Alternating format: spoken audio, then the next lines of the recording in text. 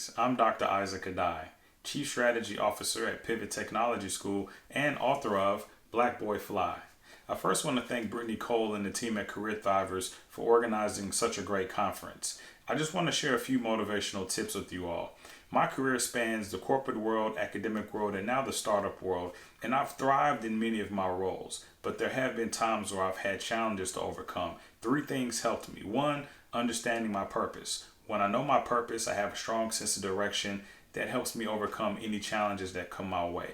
Two, understanding the things that are influential in my life, the sources of influence and how they impact me. That helps me make sense of whatever I may be experiencing as I'm going through challenges. And number three, understanding the changes that I need to undergo as an individual or the transformations that I need to experience so that I can become the person that I'm intended to be. My hope is that everyone here flies high toward greatness using purpose, influence, and change. Enjoy the rest of the conference.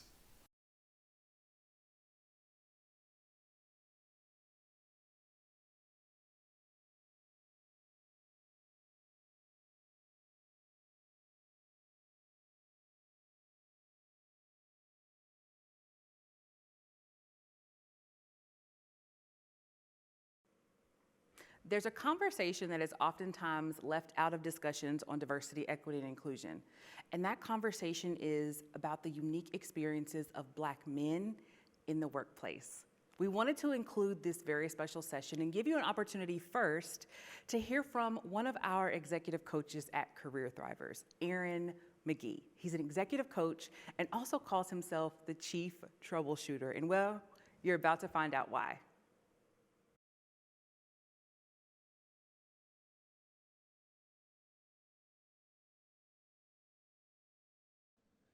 Hello, everyone, and happy Friday. Welcome to the Career Thrivers Advancing Black Professionals. I am Aaron McGee, and I have the privilege to moderate a panel of some amazing men in a few minutes. We'll get right to that.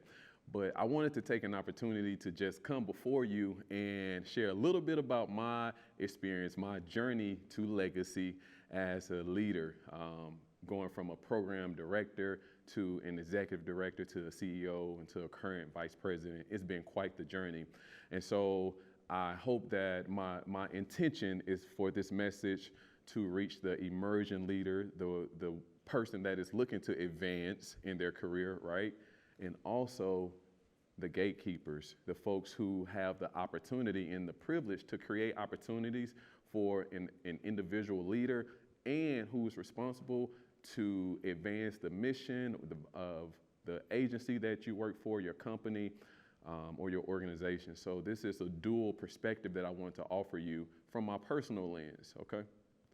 So in starting my career, one of the things that, as a program director in the nonprofit space, one of the things that I did not know was happening to me, but I benefited greatly from was this training.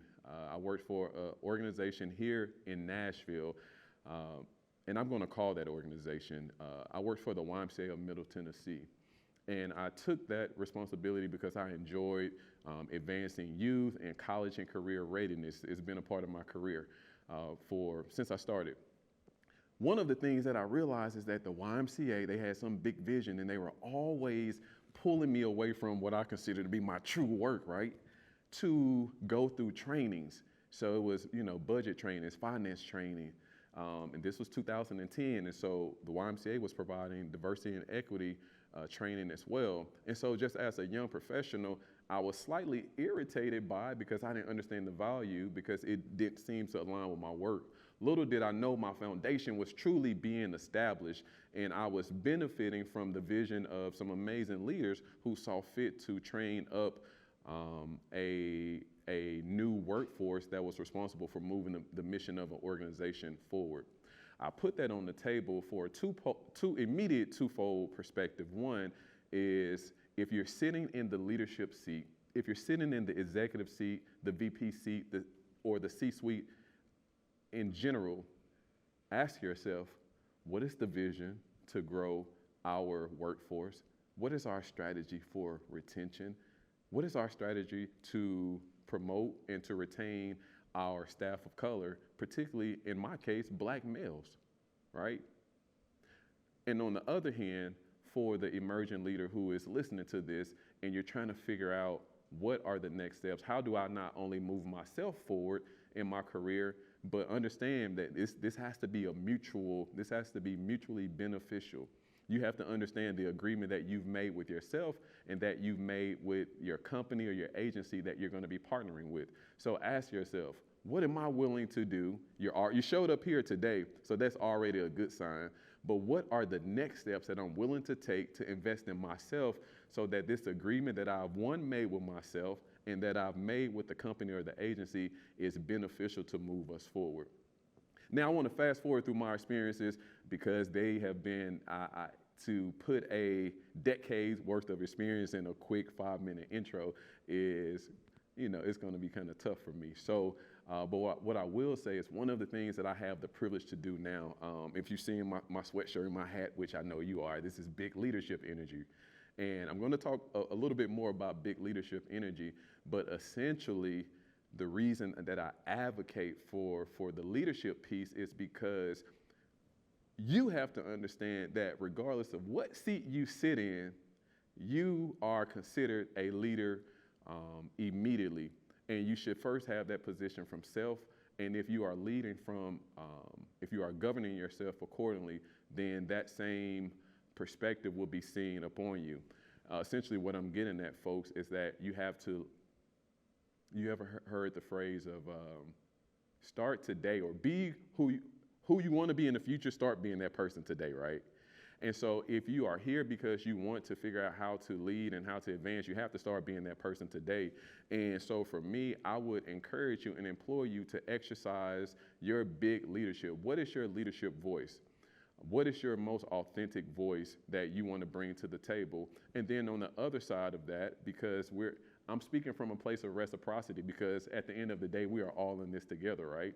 So if you are already in your dream job, your big position, and you're trying to figure out how do I advance, one of the ways that you can advance is making sure that the mission or the mission of an agency or the organization that you represent outlives you and your working position. So what is your responsibility? What role do you play? One of the things that a great leader does is that they duplicate themselves. And so I want to put that out because we have to address the emerging leader in the room, and I know there's some senior executives that are engaged in this conversation as well. So what I offer you, senior execs, is an opportunity to duplicate yourself, to consider mentoring, to consider paying it forward or sharing the codes or the keys. Because what's most important to us is that our mission and our work continues to thrive. Not just us thriving in our careers, but the thing that we believe in most thrives as well. I'm looking forward to getting into this conversation. It's going to be an exciting time. I have so much more to share with you. And of course, you can find me at Aaron T. McGee on all platforms to continue this conversation. But I'm going to be in the chats. I'm actually going to be doing a coaching session at the end of the day as well. So I'm looking forward to engaging with you more during this career advancing opportunity with Career Thrivers. So let's get into this conversation.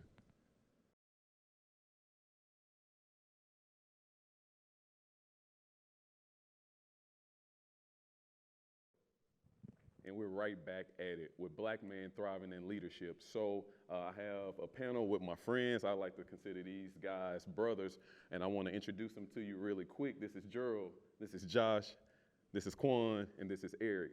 Gerald, give them a quick 30-second spiel about you. I want everybody to get a quick introduction so our audience can get familiar with us, and then we're going to jump right into this conversation. Absolutely. I'm Dr. Gerald Onoaha. I'm an internal medicine physician at HCA. I'm also the CEO and president of Everybody Versus Racism. My name is Joshua Mundy. I'm the CEO, co-founder of Pivot Technology School. It's a tech workforce development company that trains individuals in the areas of technology. My name is Quan Clark. I'm co-founder, president of Pivot Technology School. And also I'm just an entrepreneur, techie, and someone that loves to see our people thrive. I'm Eric Brown, North Nashville Economic and Community Development Manager for the Office of Economic and Community Development for the City of Nashville, also a writer of the book Weekend Reflections. That's excellent. So it's a lot of diversity represented on this panel, as you can see. By the way, happy Friday and welcome again to the Advancing Black Professionals Summit. It's a lot of diversity on this panel, as you can see. And so one of the things that I want us to discuss today is around black professionals, and in our case, black men owning their power as professionals and navigating in diverse industries. So it's one thing to be diverse in the industry, but just navigating in diverse industries. So let me start off with my two tech guys. Yeah. Like, talk about how you all, what type of ways and courses, new paths are you all charting in the tech space? So really we're really tapping in software development. I see a lot of people that are consumers in the, in this tech world that we live in now. A lot of our people are utilize all of the applications and looking at the metaverse and things of that nature, but we don't spend a lot of time seeing how we can be at the forefront of driving that change. So software development really teaches us how we can become the creators of the things that we like to use. I think that in order for us to really have change, we need to be sitting at the seat. We need to be sitting at the seat of the people that's creating what we're going to be doing. So, that's kind of our forefront here. Yeah, you use that word forefront a lot, and essentially what I hear, man, what I extract from that is leadership. Yeah. And you already see the model. It's big leadership energy all day. So I want to get into that leadership, but allow you a second to slide in and tell us how you moving things forward. Well, it's just really about showing that it's okay to be in these different spaces. Like, we as black men sometimes are more reserved and don't show up in these spaces. Maybe because we're generally the minority, and, we, especially in the workplace or even in tech, in tech, we're like less than 2% of minorities or black men are in tech. So we just have to start showing up in these spaces and letting our voice be heard and not feel uncomfortable around not seeing other people that look like us. Yeah. But being, it's just really important that we just start being present. Yeah. We got to start showing up. Yeah. Because, our energy is needed, man. Yeah. Absolutely. Yeah. And in addition to that, like not having an issue with speaking up. 'Cause I think one of the issues with being a minority in a majority place is the imposter syndrome. Yeah. And so you don't think that you should be there, or you don't think that you're good enough to be there. But if you got to that level, then you are. And so you have to go into every situation knowing that you are capable of doing the job and not only able to do the job, but to excel at the job that you're doing. So a quick question. Let me just ask by show of hands, a nod of verbal agreement, like how many of us on this panel have dealt with imposter syndrome? Oh, yeah, for sure. Okay. So still. Right. Still dealing with it. So let's speak to that for a second for the professional, for the black emerging leader that may be watching this, the minority emerging leader that may be watching this and say, I'm not sure if this executive role is for me, this VP role is for me. How do they navigate this imposter syndrome and find their unique place? You got to have that big step of energy, man. Step of energy, You got to really have the energy that says that, hey, you can have that feeling, because the feeling is real. Right. But you have to have the feeling of, yeah, I'm supposed to be here. Absolutely. So I had it not really, I just had a moment of wow. Yeah. So I was appointed to the Nashville Chamber of Commerce board. Mm-hmm. All right. So I'm in the executive room and I'm looking around. I'm the youngest black male in the space. Yeah. All white men in suits, and here comes old Josh. You know what I'm saying? I'm like, yo, loud. Swag still strong. Right, And they're right. like, who is this dude? I can see them. They're talking to each other like, what's that? Yeah, I'm supposed to be here. Yeah.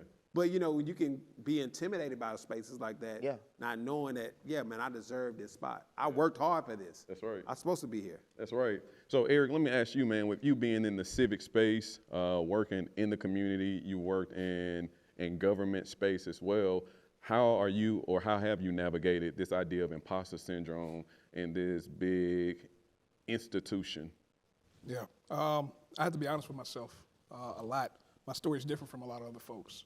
So I didn't have a poli-sci studies degree. Yes, I got into doing political campaigns and finally got into government, but the reality is my degrees were in like biblical theology and theology. I was also a community organizer. I think something that we have to be okay with that Josh kind of hit on is the unorthodox style of my life actually helped me to prepare me for the setting that I'm in. And what I mean by that is being in community organizing made it to where I know a lot of folks. being in the biblical world or theology or the church setting made it to where I love people. Also, being in community organizing means that things happen very quickly. They can happen haphazardly or emergency, and so I always have to just be ready for it. So I had to learn how to transfer a lot of those skills into the world that I'm in now, which gives me a different perspective than a lot of other folks had, where they only see things in the traditional style, it's kind of sometimes antiquated, instead of realizing that because I come from a different background or unorthodox stance of how I do work, it helps me to see a different vision. So I can say, you know what?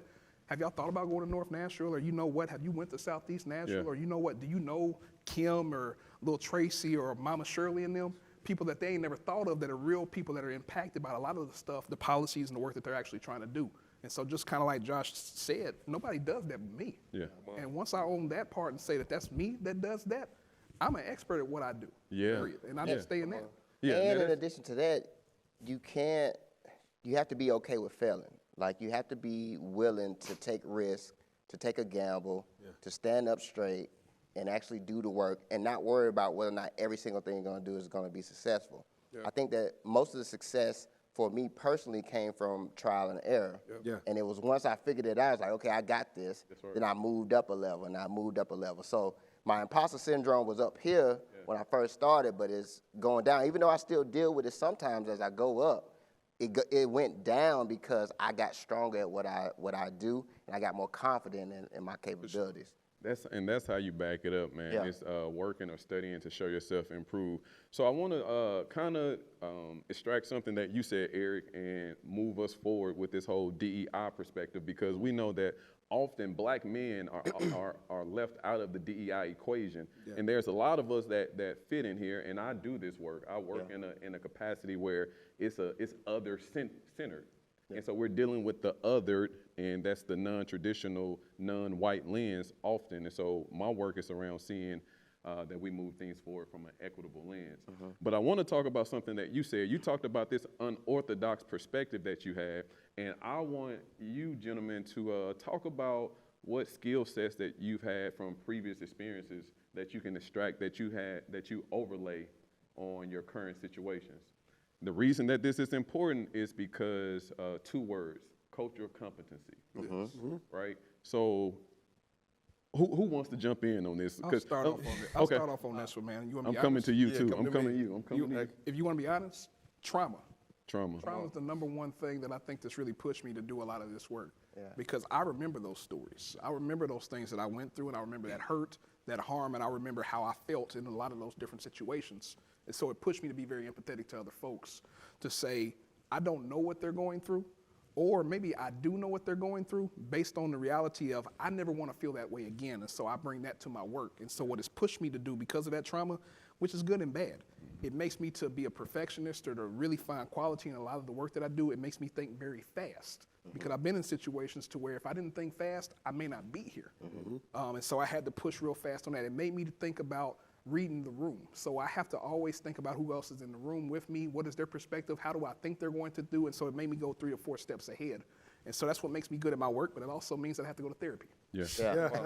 That's good. But there's nothing wrong with therapy. No. There's absolutely nothing wrong. Yeah, for sure. For sure. No, that's sweet. I just that's just good. Let's put a pin in that because that's good for the folks on the other side of this conversation who are making the hiring decisions. Yeah. Right? For them to find value in your trauma and understand how that informs you and how that moves things ahead. I gotta come to the former artist. I'll let you lay it out, but former artist turned, co-founder of a tech school. Let's talk about it. Yeah, so my journey, was obviously unorthodox, but I started back as a rapper back in 2003, 2004. Can you tell them your rap name? Y'all gotta hear what's your rap name. Let them know the rap name. So my rap name was Playboy. Playboy.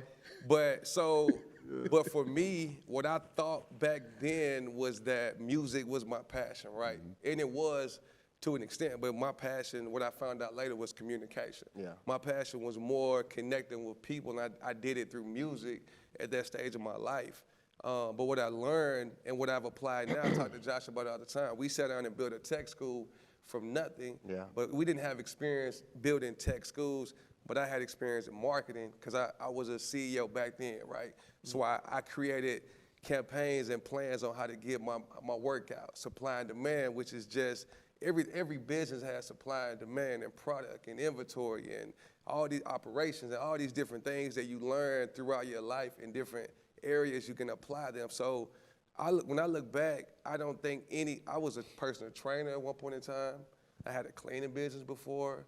I don't think any of those ventures failed. All of them gave me experience to understand how to take the different things that, like Gerald said, the different things that worked, what didn't work, where I spent too much money, where I didn't put enough time into being disciplined and following a plan through, or all these different things I can now apply. So when people look at the success we've had at Pivot Tech in 2 years, it's really a 15-year journey for that success. It's not 2 years. It's not 2 years. You know what I'm saying? Like my success at Pivot, I built those skills and communication and how to deal with people and how to understand business and all that stuff. It's been going on for 15 years of my life. Yeah. But what I love about it now is when I got into the corporate world, I changed. I can be honest. When I got my first corporate job in tech, I changed. I wore like long sleeve shirts every day. Didn't want to show my tattoos. Tried to speak the language of the people that was around me so I can move up. I couldn't do it. I was suffocating, right? So I said, look, I quit. So I started my own business because I said I can't do it anymore. But not only do I not want to do it, I want to create something where other people don't have to do it. Like, who wants to go through, like, what good is it to be successful if you got to lose yourself along the process? So, and that's what I was going to ask you. Do you think that, having tattoos or the way that you dress was a determinant of how you moved up, or? So I think no one saw those, so I concealed all of that stuff when I got into, so they didn't know it. I moved up quick. Yeah. Now, I don't know if it was just in my mind, but in my mind, I thought if I didn't, it would have stopped me, right? Sure. And my whole thing was once they know me and they see my work, then they can really know who I am. Sure. But now I move, you're gonna know me up. You're gonna know me up front. Out the real. And if I'm not for you, that's okay. Yeah. But I just have to stand in who I am. For sure. It's really about the perception of the black man. For sure. Is really what we need to really discuss, because we don't feel comfortable being our whole selves in other spaces at times because of the narrative in their minds of what they perceive as the black man. Yeah. So let's talk about that, man. And I'm going to share a experience with you all, because this is how I arrived to where I am today, denouncing imposter syndrome. Because similar to you, starting in the nonprofit yet leadership space, one of the things that I had to navigate was the tattoos on my arms, on my back, and on my neck, and my vernacular from my cultural experiences, right? Yep. And I realized that, man, every time I was in the nonprofit space working on raising money, and I would go into a room and I would leave a huge part of myself out. Yep. Now, we are responsible for going in as our most authentic selves. Yep. And so all of you, a fool will speak his whole mind or to show his whole hand. So it's not that you can't leave some of yourself out, because that's wisdom. But what parts are you leaving out? What are you acquiescing to? And the reason that this is relevant, again, I take into consideration, man, the employer that is going to be watching this. Yeah. And again, just bringing this idea back around culture competency. Do you understand the fullness of the human being that you're bringing into your institution, and what do you value? What do we value? I think go ahead. I think y'all hit on it already. It's a few things. One is that I think at first I didn't really want a code switch. Yeah. But I had to do that, and I would do it very well. Yeah. But what I also realized the gift in that is y'all can't interpret what they saying to me. Yeah. I have to do that for you. Yeah. Sure. And that helps out to understand some empathy in that. But the second thing, which is really the hard part that I have to be honest with myself about, what I did leave out of those conversations was my vulnerability. Yeah. Because I thought if I left out my vulnerability, then they don't see all these things that they're already assuming about me to not let me be in this space with them. But I also realized that's my greatest gift. Yeah, let's talk about that's what I'm about to say. That if I did not be vulnerable in a lot of these spots to let you know exactly how I feel, to let you know what I'm talking about, to let you know the pain that I'm going through, it may not help these other brothers that's up here going through the same thing as well. So hold on, before you jump in, so this is a good opportunity for me to reiterate or to share for some who are just joining us around what my idea of big leadership energy is. And big leadership is defined by an individual walking in their own superpower. Sure. That's right. So my big leadership energy is based on authenticity. And so I would pose the question to you here, and for those of you all watching, what is your big leadership energy? What is your superpower, your attribute that you're bringing into a room? Because when we walk into a room and we leave out our best attributes, not only do we suffer, the folks who we're designed to show up to add value. Yeah. So our clients suffer, our company suffer, our family suffers when we don't show up as our best. So when you see me and this big leadership energy, that's my superpower. you, I'm bringing it's me. It's you all It's day. me all day. Yeah. Come Yeah. on. And I think what we don't even realize is other people kind of see it anyway. So when you're not really Exactly. being yourself, Why not walk in even, it? you're not even fooling anybody. And that's why you shouldn't leave nothing, like hold nothing back. Yeah. No, Like, be but- yourself. Yeah. When I started in my hospital, I was the youngest doctor in the hospital, and at first I was like, well, I don't want to stand out too much. I don't want to, I want to just be like everybody else. But then I thought about it. I'm here because they picked me for me. Right. Right. So I put my Jordans on every day Yeah. with my scrubs. I talk to the patients the way I would talk to my mother or my grandmother or my aunt. And, I try to articulate myself in a way where people can understand me and we can feel each other's emotions and we can feel each other's, what each other is going through. And I think that has made me a better physician. And, if I ever took that away, I think that would dilute the skill that they brought me to the hospiel for. And so I don't think you should leave nothing behind. People going to accept, people already had a perception of you, for sure. You know when you said like one of the gifts is to understand, like you got to be able to read a room, right? Absolutely. So if I'm having a conversation with an executive to close the deal, I'm not gonna talk like I would talk to Josh outside Absolutely. of that conversation. Yeah. I know how to switch the conversation based on what's going on, That's but at the wisdom. same time, I'm not gonna pretend to be a different person. So I think No. being able to sound intelligent and be able to articulate yourself and handle business and show up, is different than completely presenting a different Absolutely. person. And that's When what you're in Rome, you do what the Romans do. Yeah. For sure.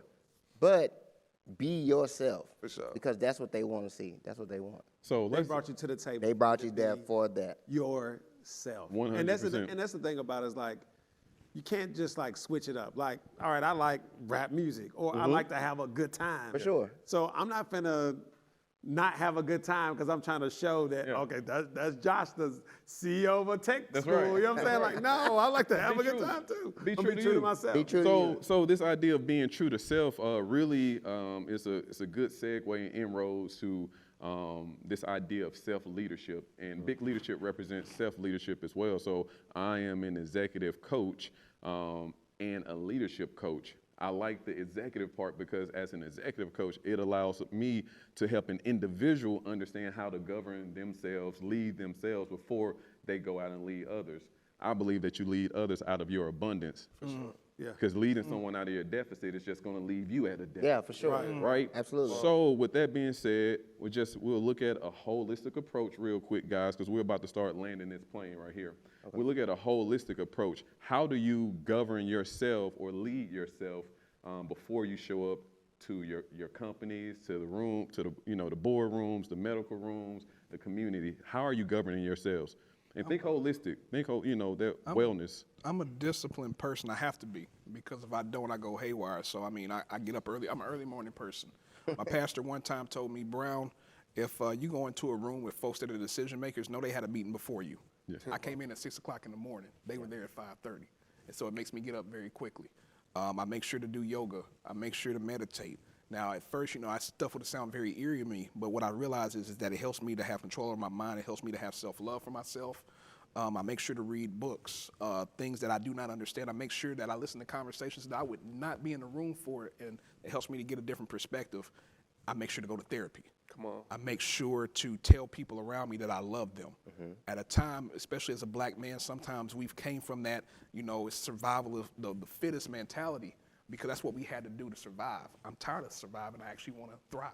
It's time to thrive, man. We gotta thrive. Real quick, I would just say, to add to that routine, man, I thought, one thing I got from Eric Thomas, he was like, man, your success is in your routine. 100%. I found out I'm not as great as I thought I am. It's in my routine. And I found myself multiple times when I'm off my routine, I can feel it.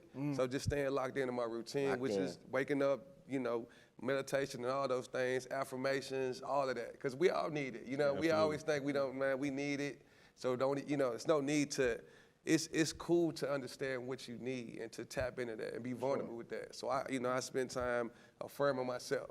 Big leadership energy. Big leadership energy. You Paul feel me? Johnson, All day. we pump each other up every day. Yeah. Let's go. For sure. Well, I just really spend, like, my mornings are important. That's the time that I fight with my subconscious mind. Yeah, that's what you told me. You said you Yeah. got to kill the beast. So I got to kill that enemy Yeah, the from enemy. within. Yeah. It's not really the haters from the outside.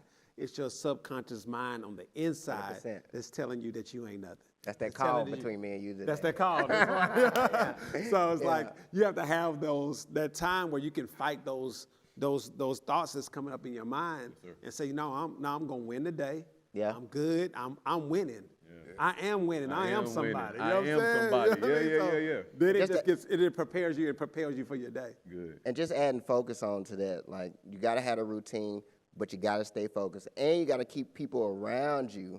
Circles big. I mean, I'm talking to E in the morning about 4:30, and by 7 I'm talking to Josh, and that's me trying to figure out, okay, what am I doing right? What am I doing wrong? Let me get a different perspective about what I'm doing. Then I focus on what I'm doing. I do the same thing every single time. Same thing every single time. If I fail at it, I switch it up. If it go right, I keep doing the same thing. That's what keeps that discipline going, that focus.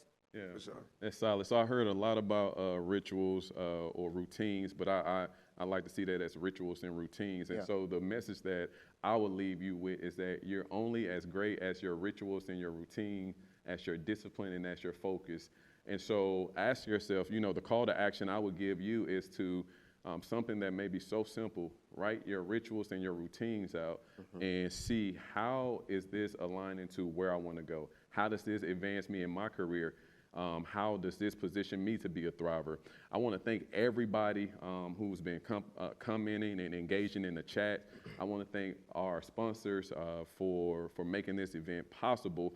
But I really want to thank you for deciding to step up to the plate today and to exercise your big leadership energy. What's your superpower? Come on, What's your man. attributes? And the thing that we want to leave you with is don't go into a room and leave your greatest gifts on the outside, right? It's big leadership energy all day.